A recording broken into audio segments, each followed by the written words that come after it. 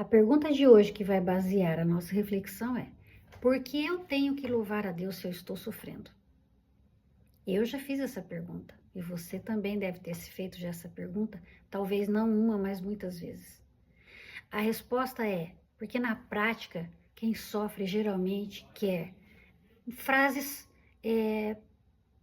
que façam sentido, respostas que façam sentido. A pessoa quer presença, a pessoa quer honestidade. Ela não quer frases prontas, ela não quer que você fale assim para ela: ah, é porque é assim mesmo. Não, ela não quer frases prontas, ela quer uma conversa honesta, ela quer presença, ela quer que a resposta faça sentido para ela.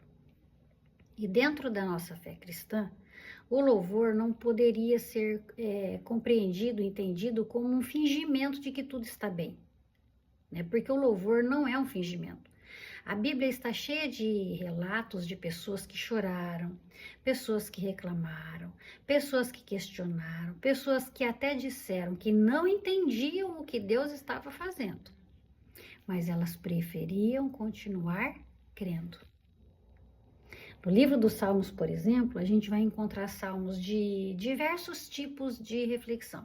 Salmos de angústia, salmos de revolta, salmos de desabafo, a pessoa está cansada.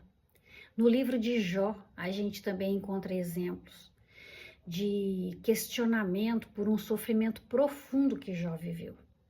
Então, o louvor, para muitas pessoas de fé, não é negar a dor. Não é dizer assim: ah, faz de conta que não está acontecendo nada e eu vou louvar para que vai ficar tudo bem. Não. Para uma pessoa de fé, o louvor não é fingimento, negação, mas é uma forma de dizer: mesmo que eu não entenda, eu não quero perder completamente a minha esperança. E aí, cada um tem a sua forma de enxergar o louvor nesse momento de sofrimento. A pessoa pode enxergar o louvor como um ato de confiança. Eu confio mesmo em meio ao caos. A pessoa pode enxergar o louvor como uma maneira de não deixar o sofrimento definir totalmente a própria identidade dela. Eu não sou esse sofrimento, então eu não me defino por esse sofrimento. A pessoa pode enxergar o louvor como um espaço que pode gerar uma conexão emocional, uma conexão espiritual com algo que ela não vê, que no nosso caso da fé cristã é Deus. A pessoa pode enxergar o louvor como um motivo silencioso de pedido de ajuda.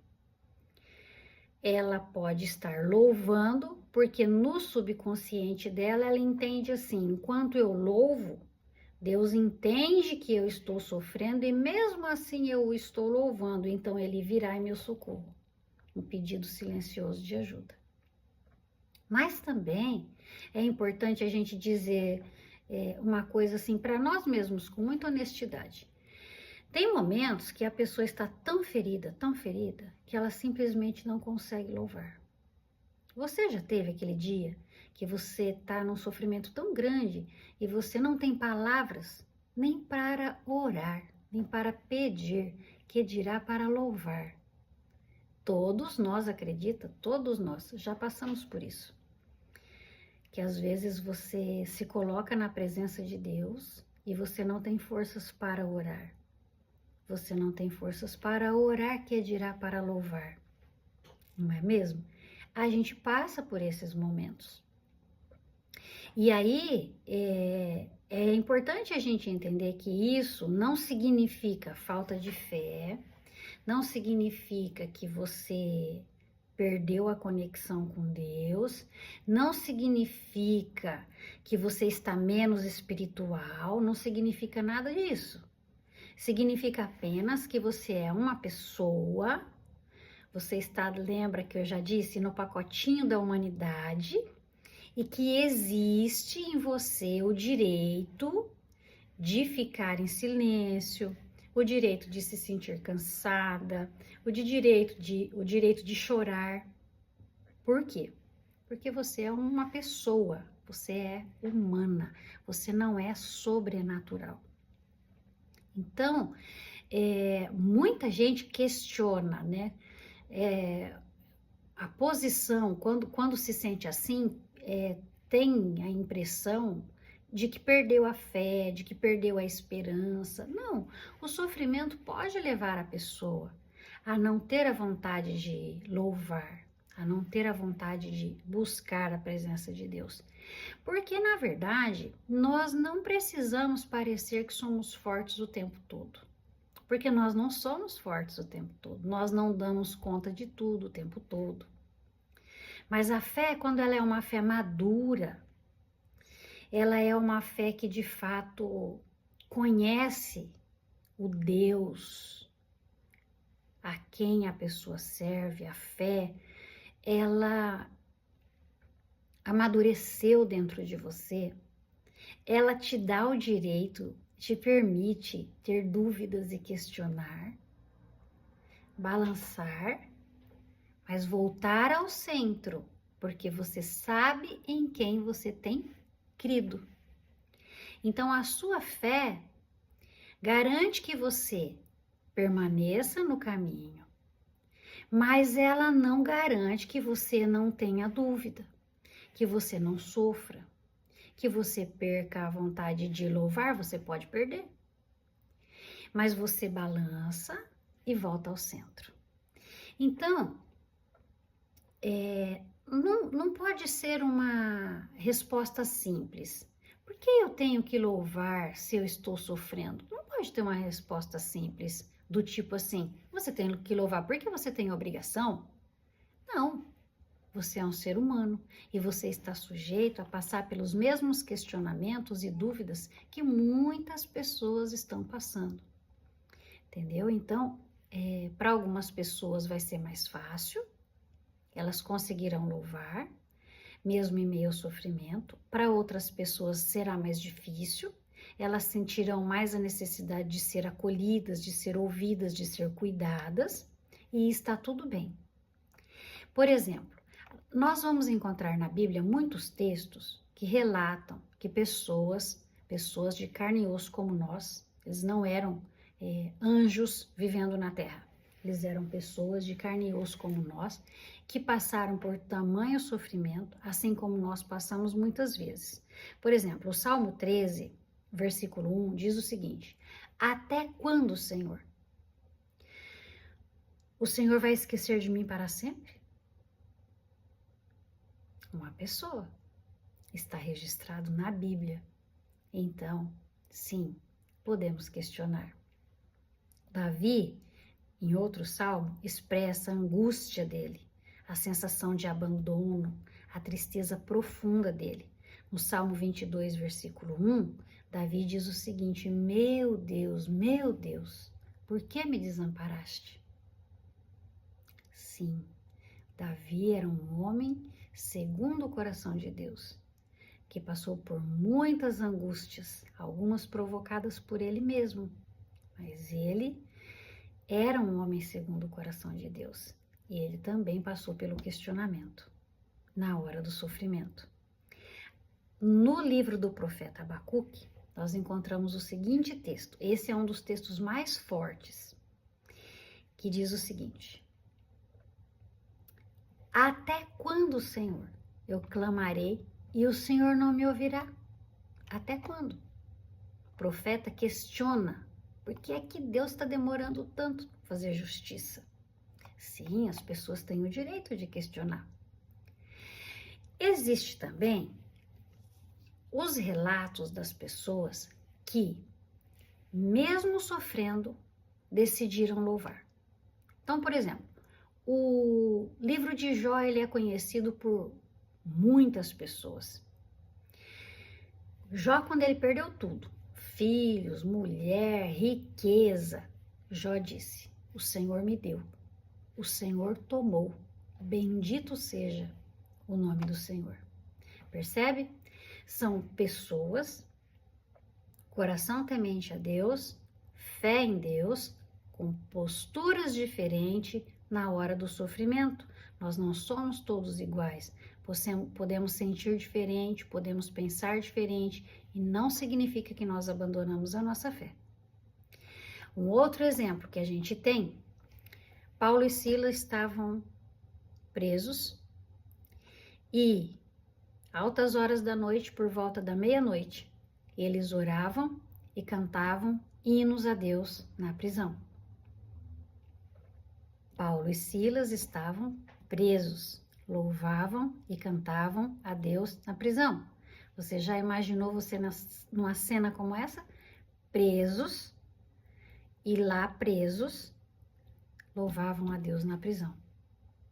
Então, postura diferente de alguém que no meio do sofrimento conseguiu louvar a Deus, porque enxergou naquilo um propósito. São situações diferentes. O importante é a gente saber que mesmo quando você consegue forças para adorar ou não consegue forças para adorar em meio ao sofrimento, você lembrar que o seu consolo vem de Deus, que a presença de Deus, ela está com você mesmo no meio da sua dor. Porque o Salmo 34, versículo 18, diz assim para nós: perto está o Senhor daqueles que têm um coração quebrantado. Você está quebrado, destruído, sofrendo, se sentindo abandonado, mas a palavra nos garante que o Senhor está perto daqueles que têm um coração quebrantado. Um outro texto para a gente refletir quando a gente estiver sofrendo. Coríntios, capítulo 12, versículo 9.